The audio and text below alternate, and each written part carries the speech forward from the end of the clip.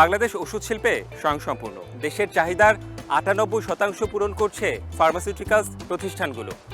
এছাড়া বিদেশে ওষুধ রপ্তানি করে স্বনির্ভর হতে দেশকে সাহায্য করছে।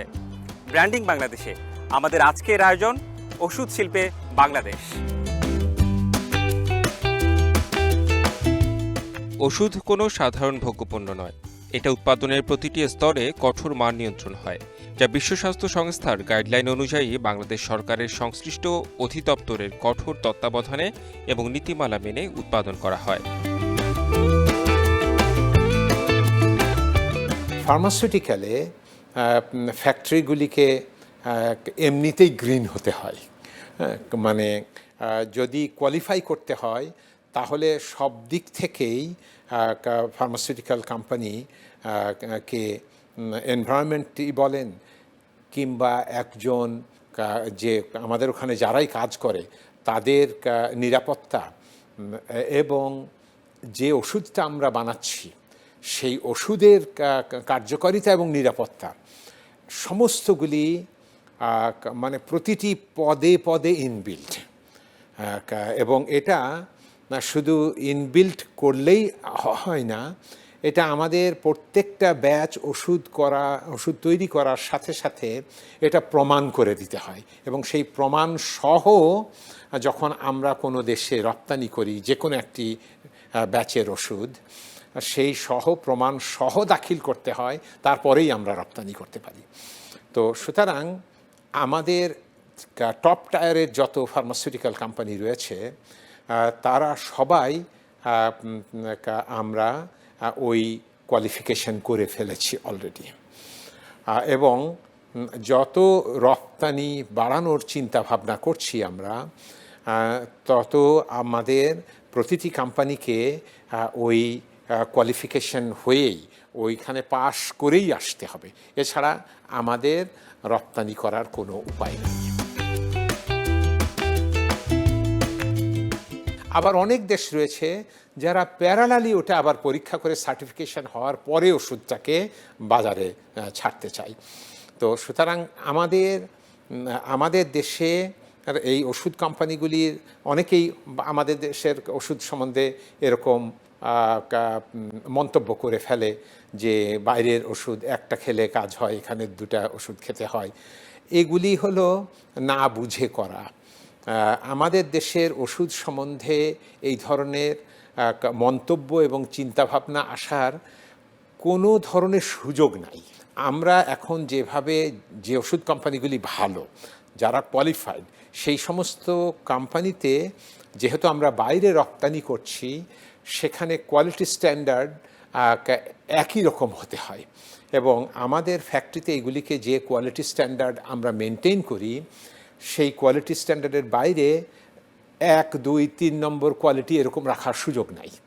সুতরাং আপনি কিভাবে এই ফ্যাক্টরি পরিচালনা করবেন, ফ্যাক্টরির মেশিন কিভাবে পরিচালনা করবেন, ফ্যাক্টরিতে প্রতিটি প্রোডাক্ট কিভাবে টেস্ট করবেন, এগুলি সমস্ত জিনিস স্ট্যান্ডার্ডাইজ। ওই স্ট্যান্ডার্ড মিট করার পরেই আমরা রপ্তানি করতে পারি। সুতরাং আমি একটা ওষুধ এখনই সকালে একরকম বানাবো, বিকালে একরকম, এরকমের সুযোগ নেই। যদি বানায়ও তাহলে পারে ওই যেটা করতে যাচ্ছি ওখানে ভায়োলেশন হবে এবং করতে পারবো না। তো সেজন্যে ওষুধ শিল্প এতভাবে নিয়ন্ত্রিত, যেটা মানুষ যেহেতু জানে না বলেই সেজন্য মানুষের এই ধরনের মন্তব্য করে কিংবা ভুল ধারণা থেকে যায়। ওষুধের শিল্প এমনভাবে নিয়ন্ত্রিত যে আমাদের এখানে একটা স্ট্যান্ডার্ডের বাইরে ওষুধ তৈরি করলে আমাদের এখানেই ফেল করবে সেটা, এবং সেটা রিজেক্টেড হবে এবং সেটা ডিস্ট্রয় করতে হবে। ওষুধ তৈরির প্ল্যান্টগুলো থাকে সুরক্ষিত, কঠোর স্বাস্থ্যবিধি মেনে প্রবেশ করতে হয় ভেতরে।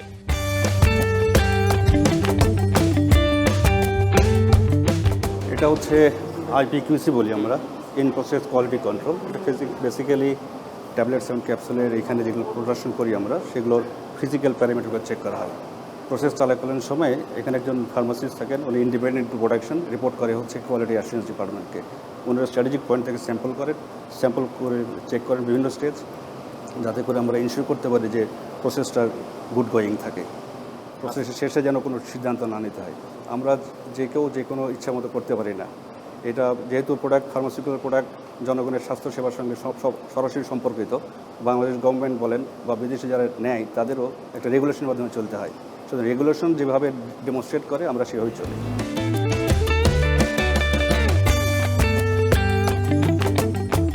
এটা হচ্ছে কম্প্রেশন স্টেজ ট্যাবলেট প্রোডাকশনের।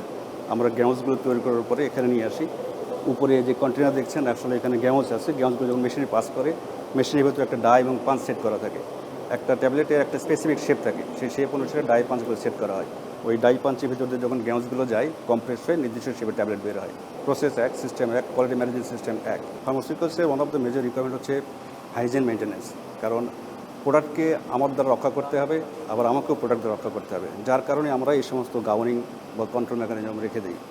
পুরো এনভায়রনমেন্টটা কন্ট্রোল থাকে বাতাসের মাধ্যমে, বাতাসের টেম্পারেচার, আর্দ্রতা যাকে বলি, এবং ইনসাইড প্রেশার, এগুলো মেনটেন করে পুরো এরিয়া ডিফাইন করা হয়। এবং ফার্মাসিউটিক্যাল বিভিন্ন এরিয়া বিভিন্ন ক্লাসে ডিভাইড করা থাকে। যেমন এখন আমরা যেখানে আছি ক্লাস ডি এরিয়া বলি, এইখানকার বাতাসের এনভায়রনমেন্ট এক ধরনের, আবার যেখানে আমরা সি এরিয়া বলি বা বি এরিয়া বলি বা এ এরিয়া বলি ওইখানে আরেক ধরনের। এটা প্রোডাক্টের ন্যাচার অনুসারে এই এরিয়াটা ডিমান্ড করে। আমরা ট্যাবলেটের কতগুলো স্টেজ দেখলাম, গ্র্যানুলেশন, কম্প্রেশনের ট্যাবলেট আসলে ফর্ম হয়। এই ফর্ম করার পরে এটাকে আমাদের এখানে নিয়ে আসি পুরো বাল্বটাকে কোট করার জন্য, ইন্ডিভিজুয়াল ট্যাবলেট কোট করার জন্য। কোটে বিভিন্ন পারপাসে করা হয়।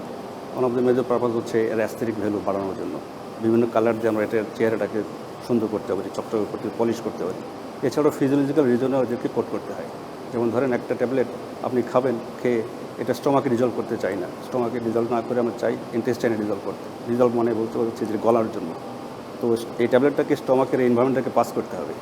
এই এনভায়রনমেন্টটা যেন স্ট্যান্ড করতে পারে এই জন্য ট্যাবলেটের উপরে একটা সার্ফেসে একটা কোট দিতে হয়। এই পারপাসে একটা one of the major purpose is there. এটাকে বলে আমরা কোটিং বলি, আবরণ দেওয়া বলি।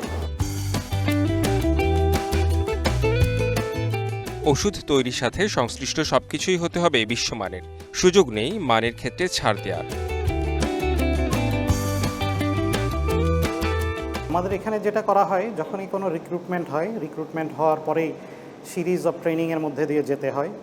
সিরিজ অফ ট্রেনিংয়ের পরে যখন এটা কোয়ালিফাই করা হয় যে that people is qualified for production, তখনই সে প্রোডাকশন এরিয়াতে যায়। যারা কিউসি বা কোয়ালিটি অ্যাসুরেন্সে কাজ করছে তাদের প্রত্যেকেরই কাজ করার জন্য, যারা ফার্মাসিস্ট হিসাবে কাজ করছে তারা অল আর বি ফার্ম আর এম ফার্ম, তারা কমপ্লিট করে আসছে। গ্র্যাজুয়েশন কমপ্লিট করে আসার পরে এরপরে তারা আমাদের এখানে নানা প্রকার ট্রেনিং করছে। ট্রেনিং করার পরে তাদের কাজগুলো করছে। বাংলাদেশের ওষুধ শিল্পের ক্ষেত্রে আমি যদি বলি যে আন্তর্জাতিক পর্যায়ে যেতে আসলে আপনাদের পেছনের অবদানটা কিংবা আপনাদের কাজের কথাটা যদি বলি, সেক্ষেত্রে আসলে কি বলবেন আপনি? বাংলাদেশের ওষুধের মান আশেপাশের কয়েকটা দেশের থেকে বেশ উন্নত। এছাড়া এমনিতে একটা কথা আছে যে বাংলাদেশ ওষুধের দাম বেড়েছে, কিন্তু যদি কম্পেয়ার করি আশেপাশের দেশের সাথে, আমাদের দেশের ওষুধের দাম কিন্তু এখনও অনেক কম। এটা একটা। দ্বিতীয় হচ্ছে যে ওষুধের মান, বাংলাদেশের quality is much better than many other countries.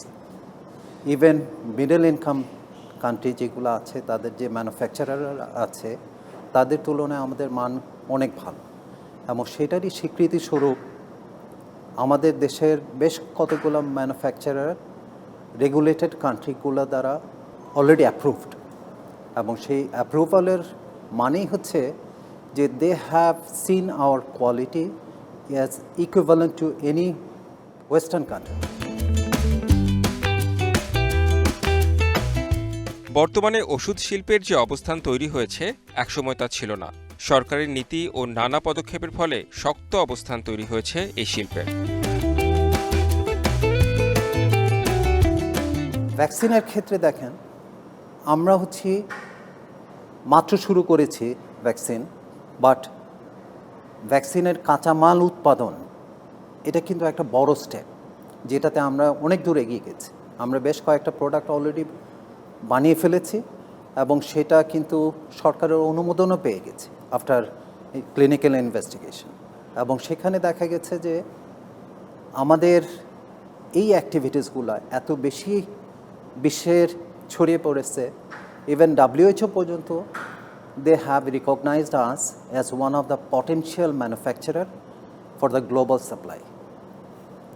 So ভ্যাকসিনের ক্ষেত্রে আমরা যে অবদানটা রাখছি এবং এটার পেছনে যে আমাদের সায়েন্টিস্টরা প্লাস আমাদের যে ছেলে মেয়েগুলো যেভাবে কাজ করছে, এটা সত্যি একটা আশাজনক একটা পর্যায়ে আমরা নিয়ে যেতে পারবো ইনশাল্লাহ।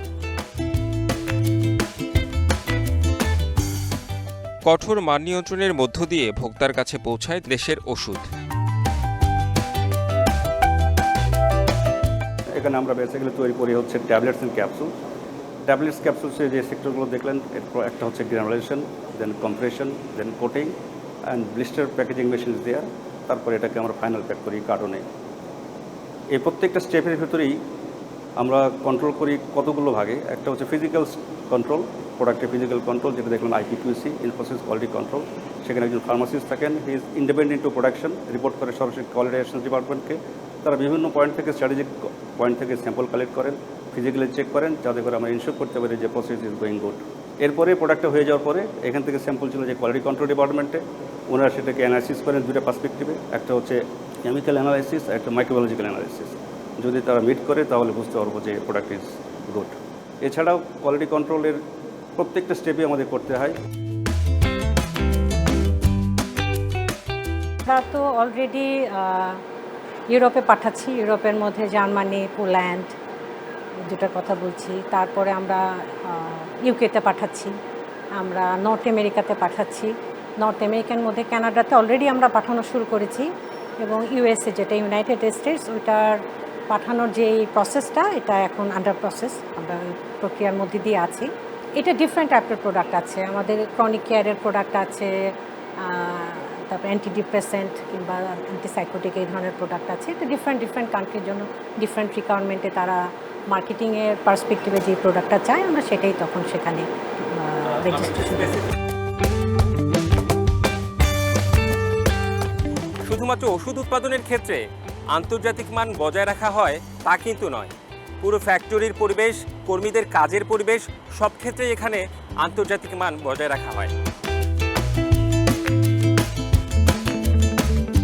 বাংলাদেশের ওষুধ শিল্পের সম্ভাবনা অত্যন্ত হাই, বিকজ আমরা আমাদের যে রেগুলেশনসগুলো ইন্টারন্যাশনালি যদি বলি, আমরা যে ইন্টারন্যাশনালি যে রেগুলেশনসগুলো অথবা রিকোয়ারমেন্টগুলো ফলো করার কথা, আমরা সেগুলো ফলো করেই আমরা প্রোডাক্ট বানাই। এবং ইন্টারন্যাশনাল মার্কেটে যেটা হয় যে ওরা যখন আমাদের মতো দেশগুলো থেকে প্রোডাক্ট পারচেস করে, ওরা আবার ওখানে রিটেস্টিং করে। সো ওরা রিটেস্ট করে যা রেজাল্ট পায়, আমরা এখানে যা করি একদমই সেম, এবং তারপরে এটা মার্কেটে রিলিজ হয়। আমি বলবো যে এটা অত্যন্ত সম্ভাবনাময় একটা সেক্টর, যেখান থেকে আসলে আমাদের এখন যেই কম্পিটেন্সি ডেভেলপ করেছে, আমরা আমাদের দেশের 98% যে রিকোয়ারমেন্ট, সেটা কিন্তু আমরা ফুলফিল করি। এবং আমাদের যে এখন কম্পিটেন্সি অ্যান্ড ক্যাপাসিটি আছে, সেটা দিয়ে আমরা আমাদের দেশকে সার্ভ করে আবার ইন্টারন্যাশনালি আমরা ফুট স্টেপ করতে পারি। সো আমি তো বলবো যে আমাদের এখনকার যে সক্ষমতা, সেটা দিয়ে আমরা আসলে আশা করি যে আমরা এখানে মার্কেট লিডার হওয়ার আমাদের পসিবিলিটি আছে। প্রথমত আমাদের যে লোকাল হেলথ অথরিটি আছে, যেটাকে আমরা DGDA বলি, DGDA যে গাইডেন্সেস আছে এটা ফলো করতে হয়। এবং DGDA এর পরে যেটা আসে World Health Organisation, WHO regulations, মানে এক কথা হচ্ছে ইন্টারন্যাশনালি অ্যাকসেপ্টেড যেই রেগুলেটরসগুলো আছে এবং তাদের যা রিকোয়ারমেন্টস আছে সেটা ফুলফিল করতে হয়। আমাদের যে ড্রাগ প্রোডাক্টগুলো আসে সেগুলোর অ্যানালাইসিস করা হয়, এটার এফিকেসি এবং সেফটি এনশিওর করি আমরা আমাদের ভ্যালুয়েবল কাস্টমার, যারা ভ্যালুয়েবল যে আমাদের পেশেন্ট আছে তাদের জন্য এটাকে আমরা এনশিওর করি। দেন আমাদের এই ড্রাগ প্রোডাক্টগুলোকে আমরা আমাদের মার্কেটে পাঠিয়ে দিই, এবং সেটার উপর ভিত্তি করেই আমরা আমাদের এই ওষুধগুলোকে আমাদের দেশের বাহিরেও প্রায় 52টার বেশি কান্ট্রিতে আমরা এগুলোকে এক্সপোর্ট করে থাকি।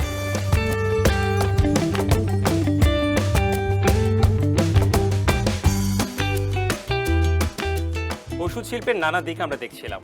ব্র্যান্ডিং বাংলাদেশে একটা বিরতি নিচ্ছি, ফিরছি একটু পরে।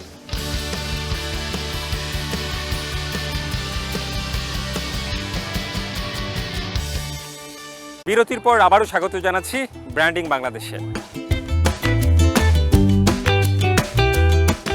প্রতি বছরই বিশ্ববাজারে ওষুধ রপ্তানির আকার বড় হচ্ছে, যা রপ্তানিতে ইতিবাচক প্রভাব রেখেছে। আমেরিকার থেকে এই যে কয়েকদিন আগে আলোচনার জন্য ওদের ট্রেড ডিপার্টমেন্টের লোক এসেছিল, তাদের সঙ্গে কথাবার্তা বলছিলাম। তারা সবাই বলে যে আমরা বাংলাদেশকে চিনি এবং ব্র্যান্ডিং করতে চাই সবসময়ই, আমরা অ্যাপারেল ইন্ডাস্ট্রি দিয়ে দেখতে চাই, কিন্তু বাংলাদেশের ওষুধ শিল্প যে এত ব্যাপক এটা আমরা জানতাম না। এবং তারা এখন মনে প্রাণে বিশ্বাস করে যে বাংলাদেশে অ্যাপারেল ইন্ডাস্ট্রির সঙ্গে সঙ্গে ওষুধ শিল্প নিয়েও কাজ করার সময় এসেছে। এবং ইউরোপ আমেরিকা ছাড়া এর বাইরে যে ইমার্জিং ওয়ার্ল্ড রয়েছে পৃথিবীর আরও প্রায় 170টি দেশে, সে সমস্ত জায়গাতেও বাংলাদেশের ওষুধ একটি স্থান করে নিয়েছে। কিন্তু যে রকমের কার্যক্রম আমাদের চালানো দরকার, আমরা সেগুলির জন্যে প্রায় প্রস্তুতি নিয়ে ফেলেছি, কিন্তু আমরা ওইভাবে এখনও ওই মার্কেটগুলিকে যাওয়া শুরু করি নাই। তখনই এটা আমরা সম্পূর্ণভাবে সম্ভব হবে আমাদের পক্ষে যখন আমরা ওষুধের মূল উপাদান এপিআই এবং বায়োলজিক্স এবং ভ্যাকসিনের মূল উপাদানগুলি বানানো শুরু করব, যেটা অলরেডি শুরু করেছি, কিন্তু এখনও এগুলি আমরা বিক্রি করা শুরু করতে পারি নাই। আশা করি এগুলি শুরু হয়ে যাবে 2 থেকে 3 বছরের মধ্যে। তখন বাংলাদেশকে গার্মেন্টসের সঙ্গে তারও আগে মানুষ চিনত পাটের কারণে, তারও আগে আমরা জনশক্তি রপ্তানিতে অনেক বড় দেশ। কিন্তু এখন আমার মনে হয় আমাদের বাংলাদেশকে তুলে ধরার সময় এসেছে যে শুধুমাত্র আগের সময়ে পাট, তারপরে জনশক্তি, তারপরে অ্যাপারেল ইন্ডাস্ট্রি, আমি মনে করি এখন ফার্মাসিউটিক্যাল প্রোডাক্টস অনেক বড় হিসাবে আসবে। ফার্মাসিউটিক্যাল প্রোডাক্ট এবং ফার্মাসিউটিক্যাল রিলেটেড প্রোডাক্টগুলো আসলে জনগণের সরাসরি স্বাস্থ্য সম্পর্কিত বিষয়, যার কারণে এই প্রোডাক্ট ম্যানুফ্যাকচারিং অন্যান্য ম্যানুফ্যাকচারিংয়ের মতো নয়। এটার কোয়ালিটি বা তার স্ট্যান্ডার্ড বজায় রাখার জন্য সরকারও এই একটা নিয়ন্ত্রণ সংস্থা রয়েছে, যাকে আমরা বলি বাংলাদেশ সরকারের ডিজিডিএ। ওনাদের নিয়ন্ত্রণাধীনই আমাদের এখানে কাজকর্ম হয়।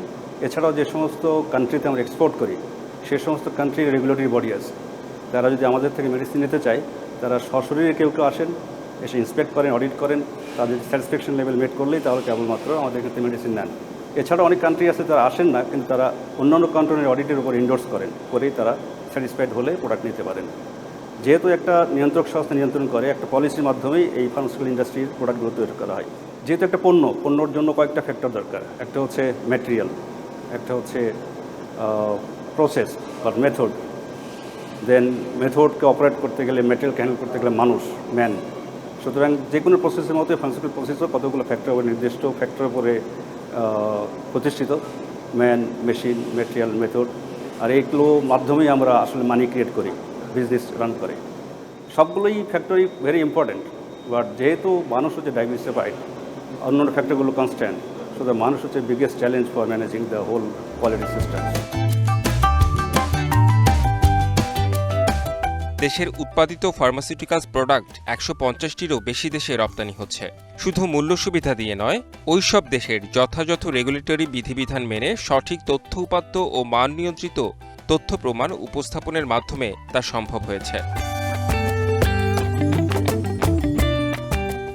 একটা দেশ যখন ওষুধ নেওয়ার জন্য ইচ্ছা প্রকাশ করে, তখন তাদের গভর্নমেন্টের যে বডি আছে, রেগুলেটরি বডি, ওরা আমাদের এখানে এসে আমাদের ম্যানুফ্যাকচারিং এরিয়াটাকে অডিট করার পর আমাদের প্র্যাকটিস বা সিস্টেম, কোয়ালিটি ম্যানেজমেন্ট সিস্টেম যেটা আছে, সেটাকেও রিভিউ করে। এবং রিভিউ করার পর যখন দেখে যে এটা আসলেও অ্যাপ্রিসিয়েবল ইন এ স্ট্যান্ডার্ড, তখন ওরা অনুমোদনটা দেয়। এবং সেটারই স্বীকৃতিস্বরূপ আমাদের বেশ কয়েকটা ম্যানুফ্যাকচারার কিন্তু ওই পর্যায়ে চলে গেছে।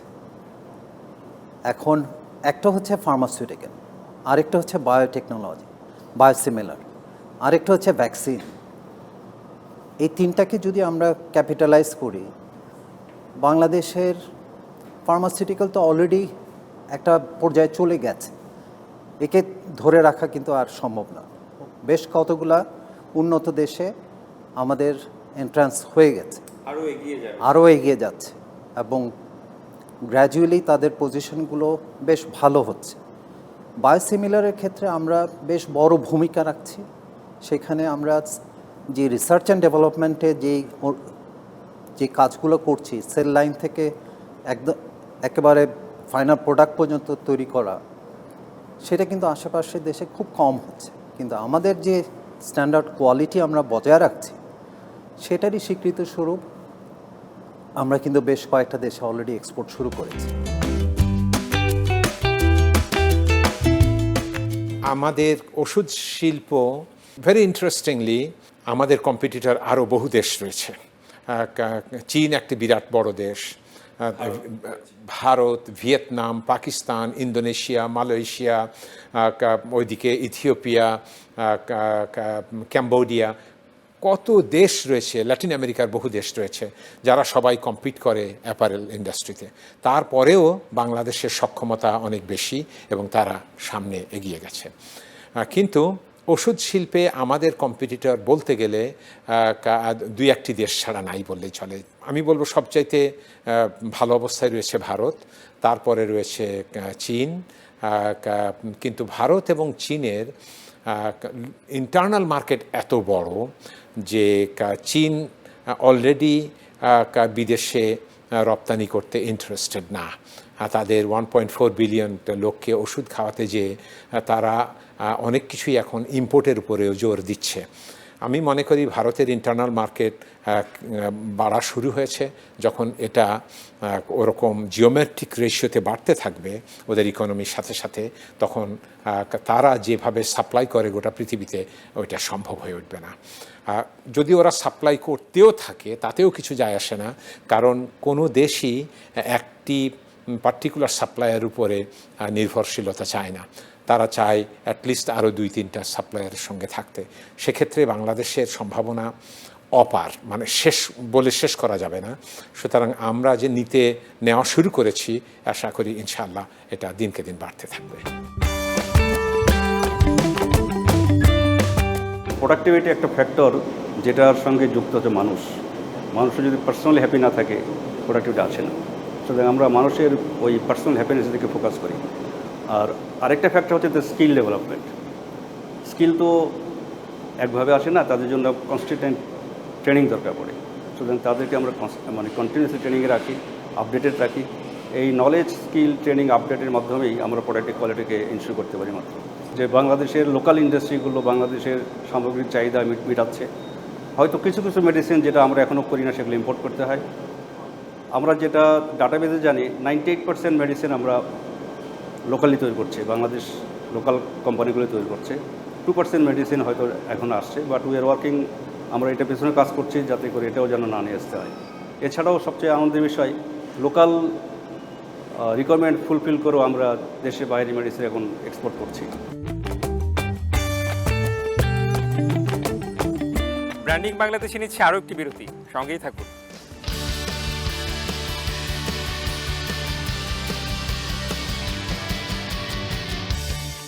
বিরতির পর আবারও স্বাগত জানাচ্ছি ব্র্যান্ডিং বাংলাদেশ অনুষ্ঠানে।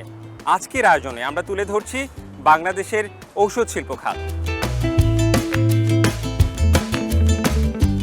প্রতিযোগিতামূলক মূল্য সুবিধা ও ওষুধের গুণগত মান বজায় রাখায় বিদেশি বাজারে দেশীয় ওষুধের চাহিদা দিন দিন বাড়ছে।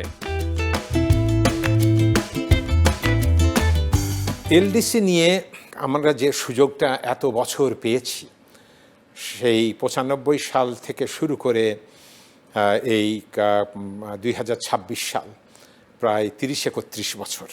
এখন আমরা খুব কম সময় পাচ্ছি এই স্ট্যান্ডার্ডে আসার পরে এই এলডিসি উত্তরণ হওয়ার জন্য।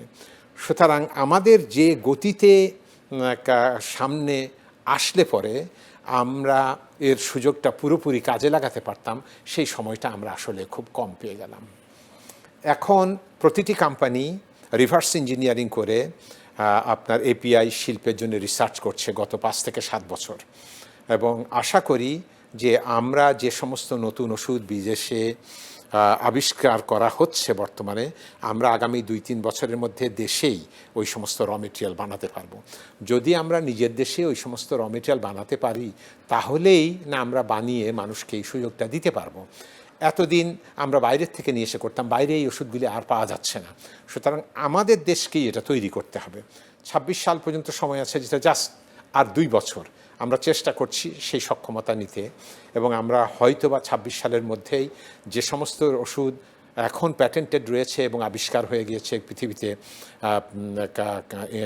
লঞ্চ হয়ে গিয়েছে, সেই ওষুধ সবগুলি রেজিস্ট্রেশন করতে এবং আমাদের দেশে মানুষের কাছে নিয়ে আসতে, যাতে করে আমরা বলতে পারি যে এই ওষুধগুলি আমাদের দেশে অলরেডি আমরা ব্যবহার করছি এবং এগুলির প্যাটেন্ট আর দেওয়া যাবে না।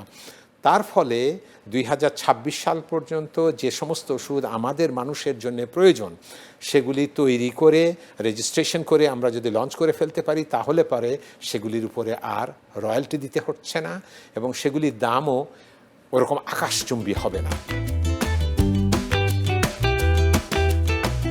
মোটামুটি মানুষের জন্য, চিকিৎসার জন্য যে সমস্ত ওষুধ বর্তমানে প্রয়োজন, সেগুলি 2026 সালের পরেও আমরা এখন যেরকম সহনীয় দামে ওষুধ দিচ্ছি সেই রকম দামেই পর্যায়ে থাকবে।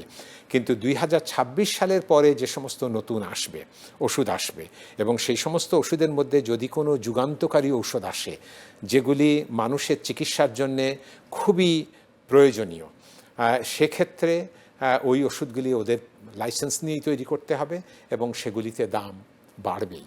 আর সেগুলি আমরা এখন যেরকম একটা তুলনা দিয়ে বলতে পারি, আমরা দেশে তৈরি করলে একটা ইঞ্জেকশন যেখানে 5 থেকে 7,000 টাকায় দিতে পারি, সেগুলি 1 লক্ষ টাকায় ওরা বিক্রি করে।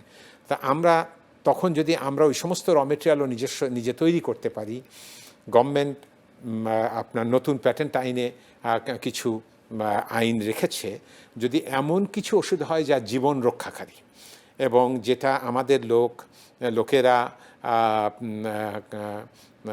অ্যাফোর্ড করতে পারছে না, সেক্ষেত্রে তাদেরকে লাইসেন্স দিতে আমরা বাধ্য করতে পারি কম দামে। সেগুলি ভবিষ্যতের নেগোসিয়েশনের উপরে নির্ভর করছে, আর যদি তা না পারি তাদের সঙ্গে, তাহলে ওগুলির দাম অনেক বেড়ে যাবে। কিন্তু এখানে একটা মূল বিষয় হলো আমাদের সক্ষমতা ওই সব ওষুধ তৈরি করতে পারা, যাতে করে আমরা তৈরি করতে পারি এবং লাইসেন্স নিতে পারি, যাতে আমাদের মানুষকে কম দামে দিতে পারি। ওই সক্ষমতাটাই আমরা এখন বিল্ড আপ করছি, এবং এই সক্ষমতাটা না হলে পরে যে ওষুধগুলি আমরা অলরেডি প্যাটেন্টেড সেগুলিও বানাচ্ছি, সেগুলি না হলে 2026 সালের পরে অনেক ওষুধের দাম অনেক গুণ বাড়বে। কিন্তু আমরা আশা করি সেই পরিস্থিতি আমরা অ্যাভয়েড করতে পারব। ফার্মাসিউটিক্যালস ইকুইপমেন্টও তৈরি হচ্ছে দেশে। সেসব ইকুইপমেন্টের চাহিদা রয়েছে দেশে বিদেশে। এখানে আপনি দেখবেন যে আমাদের ঔষধ শিল্পে ব্যবহৃত প্রেসার ভেসেলগুলো এখানে তৈরি করা হচ্ছে।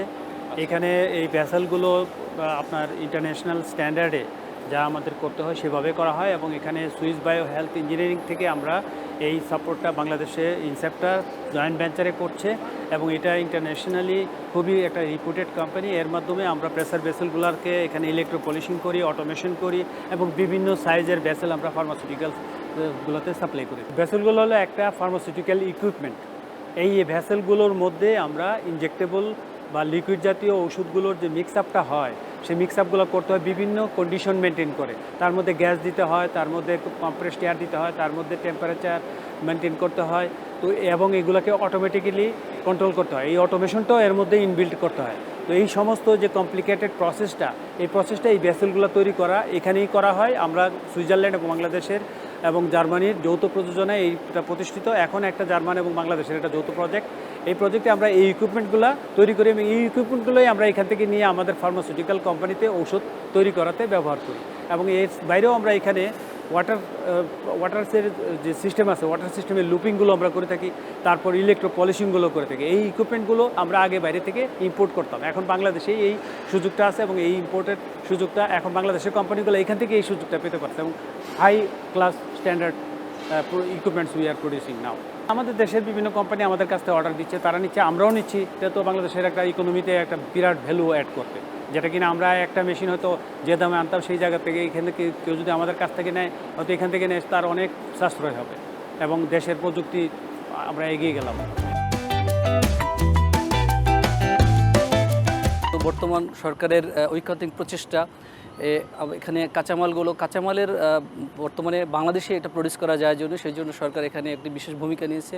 আপনি হয়তো জেনে থাকবেন যে আমাদের মুন্সিগঞ্জের গজের ইয়েতে ওষুধ শিল্প পার্ক তৈরি হয়েছে এবং বাংলাদেশে ইনসেপ্টা, বেক্সিমকো, স্কোয়ার এরকম বড় কিছু কোম্পানি ওখানে আমাদের অলরেডি ওষুধ শিল্পের কাঁচামাল তৈরি করার প্রক্রিয়া ওখানে আছে। তো এই প্রক্রিয়াটা যখন আরও বেশি মানে স্ট্রং হবে সেই সময়টাতে আমাদের দেশীয় প্রযুক্তিতেই ওষুধ এবং দেশীয় কাঁচামালে ওষুধগুলো তৈরি হবে এবং তখন আমরা আরও কম প্রচেষ্টা এবং কম মূল্যে ওষুধ জনগণের কাছে পৌঁছে দিতে পারবে বলে আমি বিশ্বাস করি। এবং সেক্ষেত্রে পুরো ফার্মাসিউটিক্যাল শিল্পটাই একটি বড় ধরনের বিপ্লব আসবে এবং সেক্ষেত্রে আমরা যে পরিমাণ ওষুধ ইম্পোর্ট করতে যে পরিমাণ ফরেন কারেন্সি আমাদেরকে ব্যয় হয় সেখান থেকেও আমাদের বড় ধরনের একটা সাশ্রয় হবে।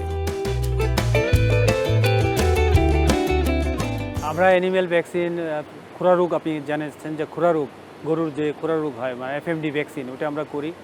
আমরা নিউক্যাসেল ভ্যাকসিনস করি, তারপরে ইনফেকশাস ব্রঙ্কাইটিসের ভ্যাকসিন করি। এই ধরনের আমরা বেশ কিছু ভ্যাকসিন তৈরি করি এখানে এবং ব্যাকটেরিয়াল ভ্যাকসিনও করি, আমরা ফাউল কলেরা ভ্যাকসিন করি। সুতরাং এখানে আমরা 2 ধরনেরই ভ্যাকসিন তৈরি করার কথা আছে এবং কিল ভ্যাকসিন প্লাস অ্যাটেনুয়েটেড ভ্যাকসিন দুটোই করা যায়।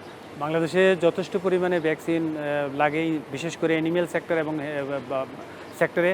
আপনি জানেন যে বার্ড ফ্লুর জন্য লাগে, সেটা আমরা এখন তৈরি করার পর্যায়ে চলে এসেছি। গার্ড ফ্লু নামে সেটাও আমরা দেব এবং ভ্যাকসিনের একটা যথেষ্ট বড় সেগমেন্ট বা এরিয়া আছে যেখানে আমরা এই ভ্যাকসিনগুলো দিতে পারবো। মানুষেরটা আমাদের যে জিরাবো প্ল্যান্ট আছে সেখান থেকে করা হচ্ছে এবং আমরা সেখান থেকে বেশ কিছু ভ্যাকসিন, হিউম্যান ভ্যাকসিনস আমরা অলরেডি মার্কেটে দিয়েছি এবং সেগুলো চলতেছে। সরকারি পার্টিতে স্যাম্পল সাবমিট করা হয়, তারা টেস্ট করে, তারা মার্কেট থেকেও স্যাম্পল নেয়, টেস্ট করে এবং সেই সমস্ত টেস্ট পজিটিভ হলে পরেই লট রিলিজ মাধ্যমে আমরা এগুলোকে ব্যবহার করতে পারি। সীমাবদ্ধতার মধ্য দিয়েও এই শিল্পের সুস্থ বিকাশ ও মানসম্মত উৎপাদনশীলতার জন্য যথেষ্ট সুনাম অর্জন এবং আন্তর্জাতিক মান অর্জনে সক্ষম হয়েছে বাংলাদেশ। স্বল্পোন্নত দেশ থেকে উন্নত বিশ্বের অনেক দেশেই এখন রপ্তানি হচ্ছে বাংলাদেশের ওষুধ। সারা বিশ্বে একটি শক্তিশালী অবস্থানে যাবে বাংলাদেশের ওষুধ শিল্প, এমনটাই প্রত্যাশা সংশ্লিষ্টদের। সেই সাথে ঔষধ শিল্পকে ঘিরেই চিনবে বাংলাদেশকে, এমনটাও আশা করেন তারা।